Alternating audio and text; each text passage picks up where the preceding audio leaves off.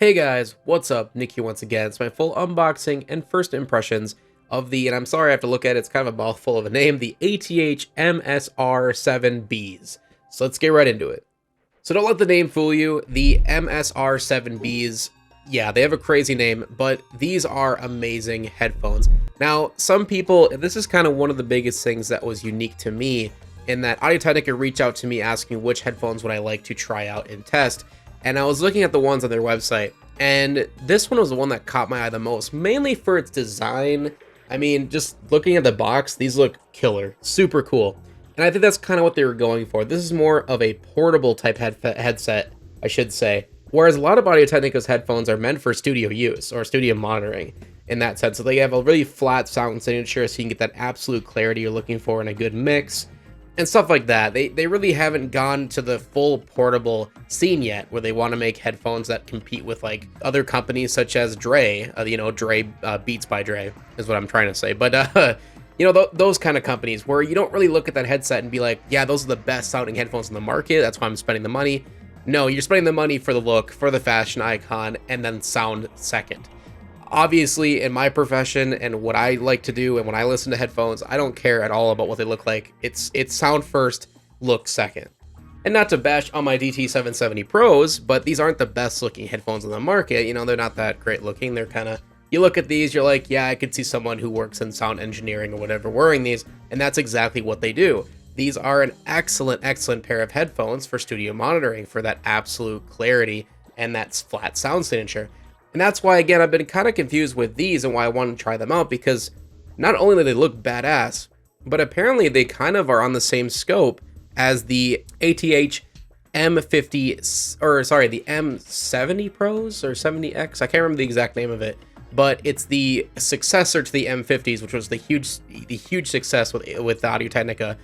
And they are essentially their studio monitor headset. They are meant for a clear, flat sound signature. There's a lot of people out there asking the question, should I get these over the M70Xs, or should I just go with a different company altogether if I'm looking for a studio pair of headphones?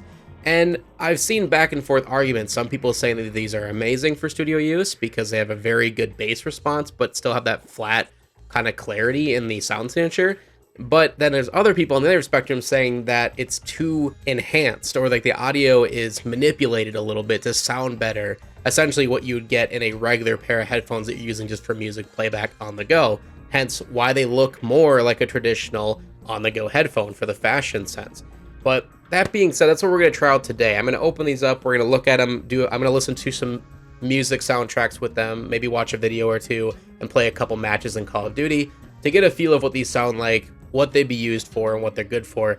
And again, I'm going to be comparing these to my DT770 Pros, which are specifically meant for studio monitoring, to see which, in the end, has a better sound signature, is better for that kind of system, or if these are meant just for on-the-go purposes.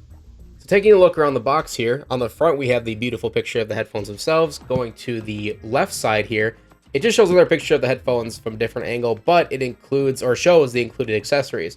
So we do have a pouch, which is pretty nice for carrying and easy travel. And then it comes with two different cables. Now, the original MSR7s, before the B model, which we have here, they used to come with three cables, I believe a coiled cable, but they, for some reason, went away with that, and they just had the two. Now, one cable is a 1.2 meter, 4.4 millimeter end cable. So essentially, that's going to be a bigger input, essentially for like a studio monitoring headset or something like that. Where the other cable is your standard 3.5 millimeter, again 1.2 meters in length.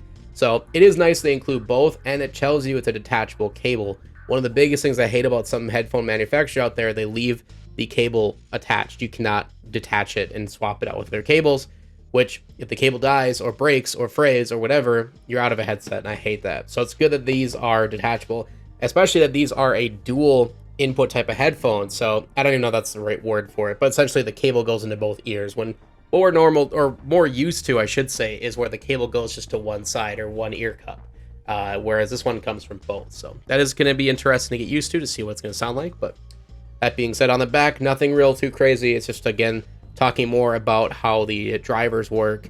So high-res audio reproduction delivered by 45 millimeter tune motion drivers, so pretty cool, and some mumbo jumbo. So these are a dynamic sound signature 45mm drivers, sensitivity of 101 decibels, frequency response from 5 to 50,000 hertz, pretty damn good. And it's at 36 ohms of impedance, which is pretty decent. Now that goes from 36 to my 250 ohm headphones from the DT770s. So the biggest thing with the ohms is just how much power it takes to run them, and the more power you need to run a headphone, the more clarity you can get out of it, essentially, the more power. So these are only 36, so basically anything can run these. Your phone, an iPod, a computer, anything can run them, whereas these need a specific, either whether a mixer or audio converter that can produce enough ohms to run them efficiently. So that is also going to be interesting to see if that's going to be nicer or more of a hindrance. And then on the right side, just the picture of the Technica logo, nothing on the bottom. So let's get this open. We're just going to remove this tab here on the top. Flip this baby open. Just like that. Slide this black box out. Nothing else is in the box. The one thing I like about this, there's no tape. No tape, no stickers in your way. Very easy to get at. All right, so yeah, looks like this just slides open. This lifts up. And right on the top here, we have the carrying pouch. Nothing too fancy. It's literally just a nice, like, I don't even know what you'd call that. It's a soft touch pouch. Looks like the extra cables are inside. So yeah, we have the 4.4mm cable. We'll get some close-up shots of those. Then we have the 3.5mm cable. So I don't know where I would ever use the 4.5. Honestly, I've never really had any devices that have that size millimeter. So I'm definitely going to be running with the 3.5, the regular. And then I think that's it for in the carrying pouch, but still pretty cool. It's included. So if you do want to keep track and keep care of these headphones on the go, that is the way to do it. And then, wow, look at this presentation. Look at that. Maybe you can see a little better on the phone. Look at that presentation, guys. Beautiful. Okay. Which really goes to show that they're going for that premium look, premium style headphones. I don't think there's anything else in the box here, but we're going to put the headphones to the side just to make sure. Yeah, nothing else is in the box, so put this away. All right, now just taking a look at these off the bat, they're really light. I'm kind of surprised by how light these are, honestly. But they look so nice. In the pictures, it's a little bit misleading. It kind of looks like this blue rim glows when they're plugged in. That's not the case. It's just a nice sheen metal paint. So it looks like aluminum, and it looks like most of the headphone is plastic and aluminum. So the headband here is a nice leather. I don't think it's real leather, but it definitely is soft. That is for sure. And then we got a nice metal adjusting headband. Feels very nice. You can feel the individual notches of the different sizes for the heads. And then we have a plastic hinge here that rotates back and forth. It does clank a little bit, but not much at all. It's pretty quiet, pretty tame, which is nice. They do swivel 90 degrees, so you can put them around your neck, and they can rest for comfortability or easier of travel, which is nice. They do feel very, what's the word, flexible, I guess, durable. They don't feel like they're going to snap or break anytime soon. So again, another nicety for travel. The ear cushions themselves, they feel really plush, very, very high quality.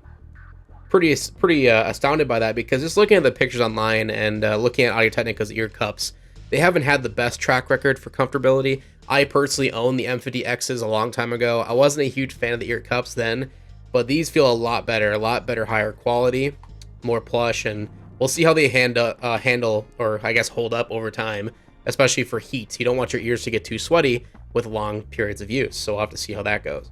So that is the look here. Let's plug in the cable and see what it feels like on the head with the weight of the cable, obviously.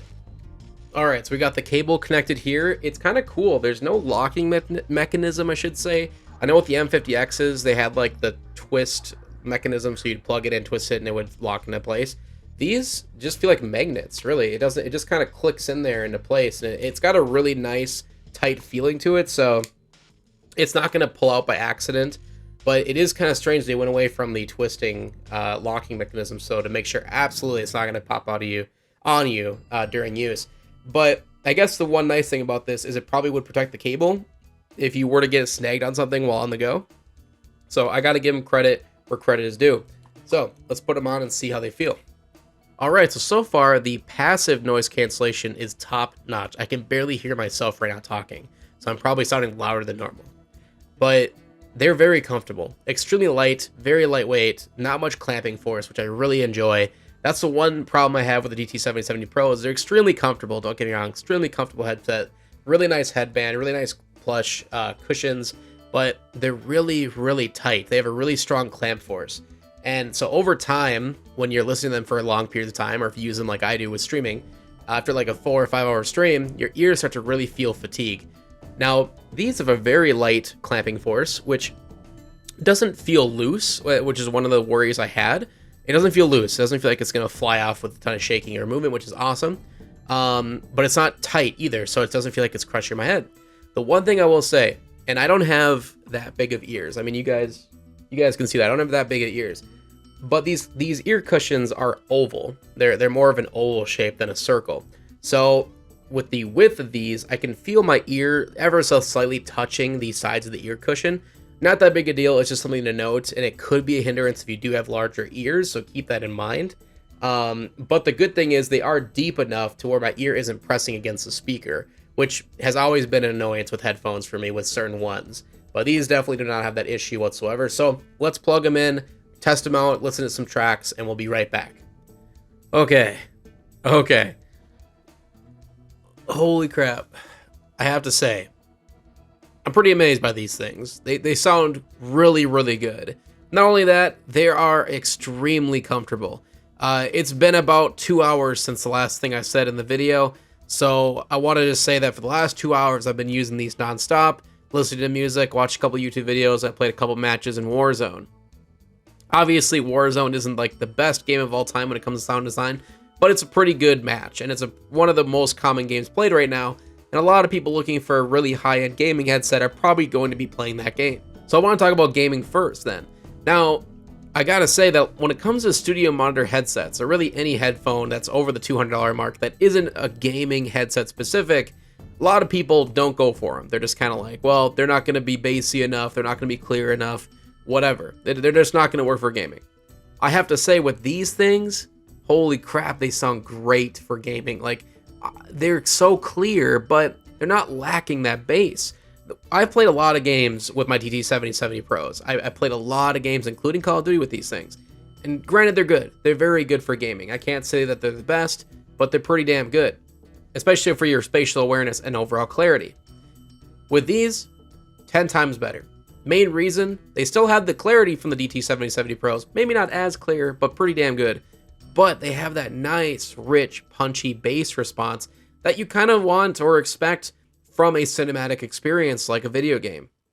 Especially in a competitive sense, if you're trying to hear every little footstep around you, these are a great tool to have. Yes, you can get that with any gaming headset out there, but if you don't need the microphone that's built into the headset, that is, this is the way to go, in my personal opinion. I just think the overall clarity cannot be beaten with a headset like this, and so for gaming, they're great, if not amazing. When it came to music, this is where it's a hit or miss. It really comes down to what kind of genre of music you want to be listening to with this headset. Again, don't go into it expecting a super heavy bass response like the Beats by Dre, and you're going to be listening to hip hop and going crazy and ham with these things on your head. No, these are definitely more catered towards that studio reference flat sound signature.